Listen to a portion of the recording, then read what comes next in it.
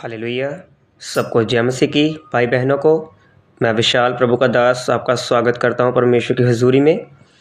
तो मेरे प्रियो, आज मैं उपवास के बारे में आपको बताऊंगा। ऑलरेडी आप सब जानते हो, लेकिन मेरा फ़र्ज़ है कि वचन को शेयर करना। तो मेरे प्रियो, उपवास जब हम रखते हैं तो हम सुबह उठकर उपवास करते हैं। कुछ जन होते हैं वचन को नहीं पढ़ते, कुछ जन होते हैं वाचा नहीं बांधते परमेश्वर से, कुछ जन होते हैं प्रार्थना नहीं करते परमेश्वर से, कुछ जन ऐसे होते हैं उपवास तो शुरू कर देते हैं लेकिन सारा दिन ऐसे टाइम को देखते रहते हैं कि कब 5 बजेंगे, कब 6 बजेंगे और कब हम खाएंगे। तो मेरे प्रियो, जो ऐसे उपवास होते हैं वो परमेश्वर पसंद नहीं करते। हम पहले वचन में जाएंगे, उस वचन में कि हम उपवास को शो करना है या नहीं करना, किसी को बताना है या नहीं बताना, तो हम उस वचन को शेयर करेंगे। मत्ती उसका 6 अध्याय उसकी 16 में लिखा है, जब तुम उपवास करो तो कपटियों के समान तुम्हारे मुंह पर उदासी न छाई रहे, क्योंकि वे अपना मुंह बनाए रहते हैं ताकि लोग उन्हें उपवासी जाने। मैं तुमसे सच कहता हूँ कि वे अपना प्रतिफल पा चुके।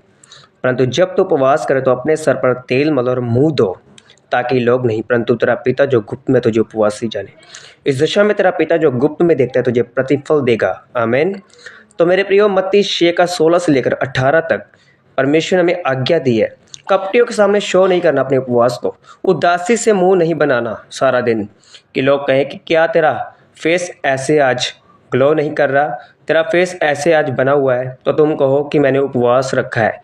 तो तुम तो खुद ब्लेस नहीं हो तो दूसरों को क्या ब्लेस करोगे फिर। प्रभु ने कहा अपने सिर पर तेल मलो और मुंह धो। देखो, जो तेल मलना है परमेश्वर का, वो अभिषेक का ऑयल है जो आपके सर पर आएगा उपवास के द्वारा। और जो मुंह धो, क्या मुंह कैसे धोना है हमने मुंह अपना? क्या प्रभु ने कुछ साबुन से कहा है मुंह धोना?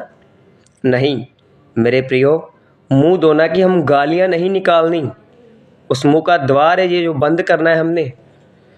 तो हम गाली नहीं देना, आप उपवास के बिना भी नहीं देना और उपवास रखकर भी गालियां नहीं देनी, क्योंकि वचन में लिखा है कि गालियां देने वाले परमेश्वर के राज्य में प्रवेश नहीं होंगे। तो मेरे प्रियो, हम देखते हैं 5 बजे हम खाएंगे पिएंगे, हम झगड़ा भी करते हैं। तो देखो मेरे प्रियो, ये उपवास क्या परमेश्वर पसंद करते हैं?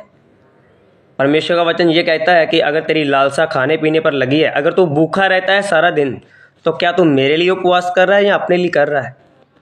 किसको साबित कर रहा है तू?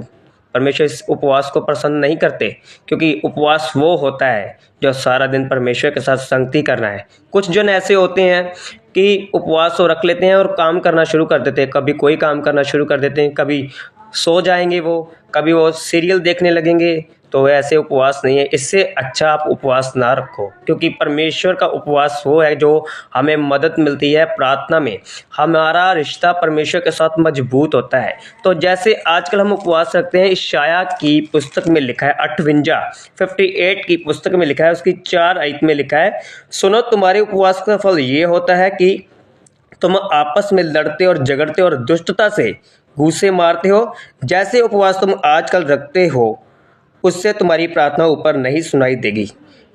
क्योंकि देखो, हम उपवास ऐसे रख नहीं रहे, हम तो झगड़ा कर रहे हैं सभी से।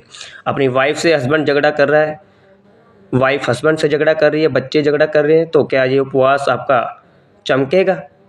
क्या वो आपको वो ग्रेस देगा? नहीं मेरे प्रियो, ये गलती मत करो, क्योंकि प्रभु का वचन यही कहता है कि धन्य वह जो मेरे वचन को सुनते हैं और मानते हैं। तो मेरे प्रियो, एक बात और, सुबह उठकर खुदा के साथ वाचा बांधनी है उपवास की। जब यीशु मसीह पिता उपवास रखते थे तो उनको स्वर्गदूत सामर्थ देता था। तो आप भी वाचा बांधे पहले परमेश्वर से, और उसके बाद आप उपवास को शुरू करें, आरंभ करें। तो मेरे प्रियो, खाने पीने के ऊपर लालसा नहीं की प्रार्थना, क्योंकि जब यीशु मसीह ने 40 फास्टिंग पूरे किए थे तो उसने सेवा आरंभ की थी हमारे पिता ने। तो हम क्या करते हैं, जब हम उपवास को ख़त्म करते हैं, को करते तो हम खाने पीने को आरंभ कर देते हैं। हम खाना पीना इतना खाते हैं, हमारे पेट को हम तसल्ली नहीं होती, हम खाते खाते हम झगड़ा करने लगते हैं, हमारे लिए ये नहीं रखा, हमारे लिए वो नहीं रखा। तो मेरे प्रियो, ये उपवास नहीं है, ये गलती है हमारी।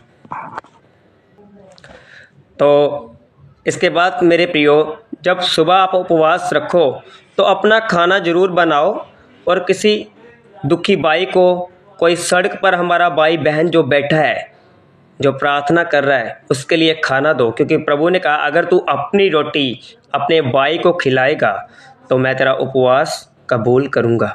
तो मेरे प्रियो, अपनी रोटी बनाकर दूसरों को भी देना है, तभी खुदावंद उपवास को कबूल करेंगे। तो मेरे प्रियो, आज का ये उपवास का ये मैसेज था मेरा आपके लिए। तो प्रभु में बढ़ते जाओ और परमेश्वर के नाम में वो ब्लेसिंग पाओ जो आप चाहते हैं। प्रभु यीशु मसीह के नाम की जय हो। धन्यवाद हो सबको। जय मसीह की।